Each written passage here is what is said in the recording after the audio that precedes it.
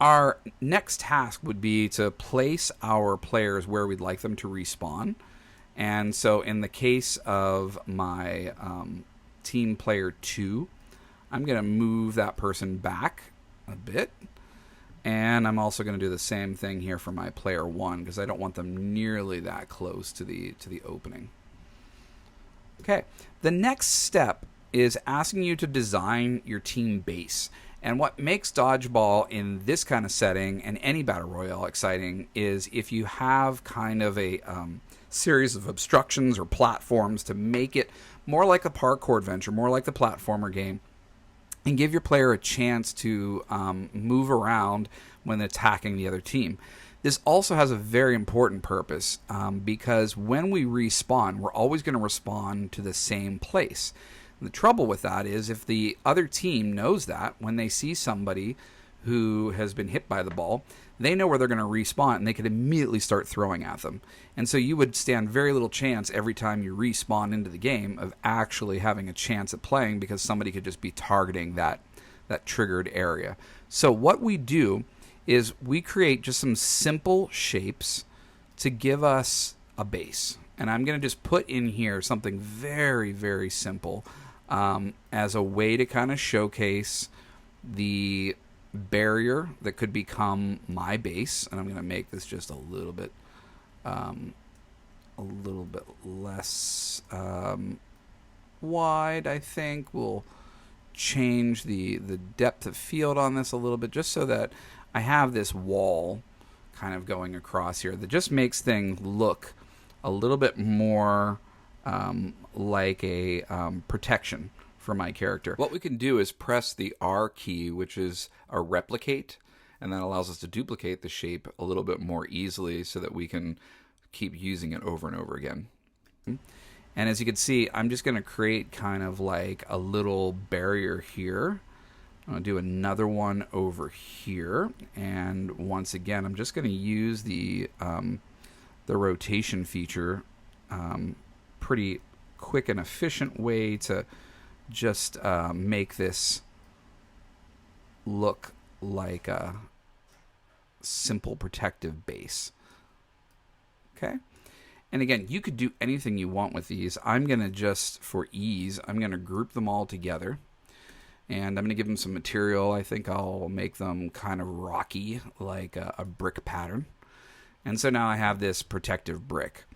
And one of the cool features that you can do, of course, now that we've duplicated this, is that I can come up a little bit higher here. And so, of course, one of the great things is now that I have this, I can replicate this over here for the other player.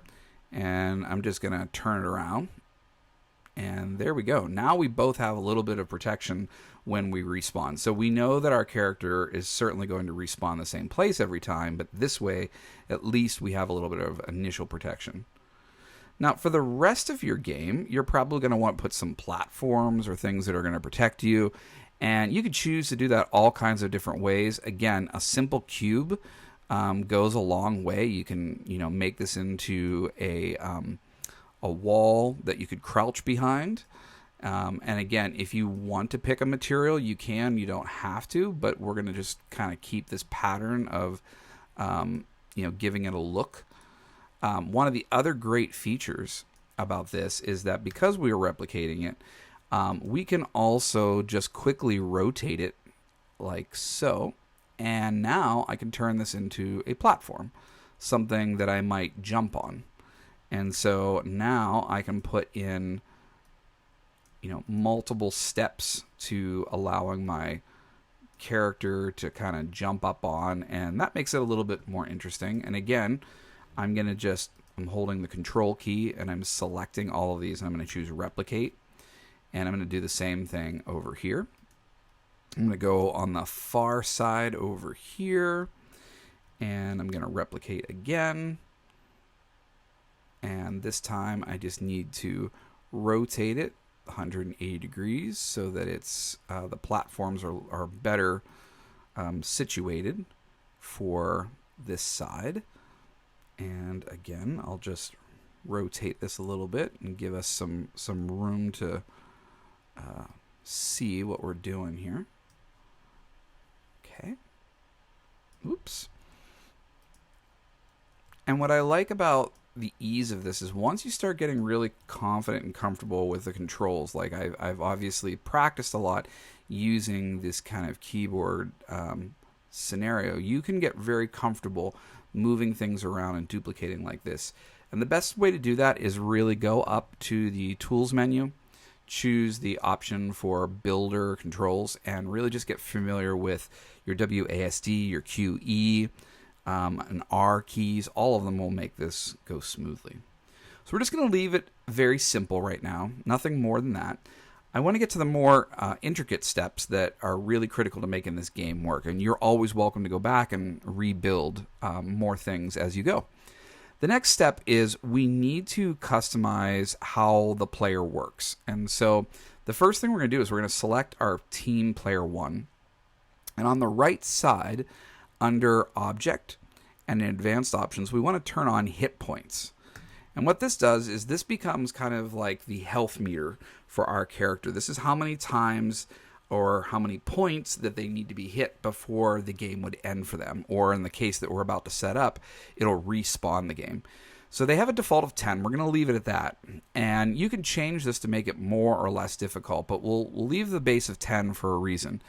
What we're going to do is we're going to create a respawn event so that when the ball collides with our player, it makes them lose 10 hit points. And so basically takes away all their points and then respawns them back behind their base. To do that, we're going to go to Events, and we're going to create a new event. And this time what we want to select is our option for our hit points, which is under System. And it's going to ask you how many points, in this case, less than or equal to, and we're going to just keep it simple. We're going to say we want to get all the way down to 0. So they lose all their points, then they're going to have to respawn. To do that, we change the part for myself, which is a player, down to a respawn. And this means that when we reach 0 points on our hit point meter, we'll come back to the base again.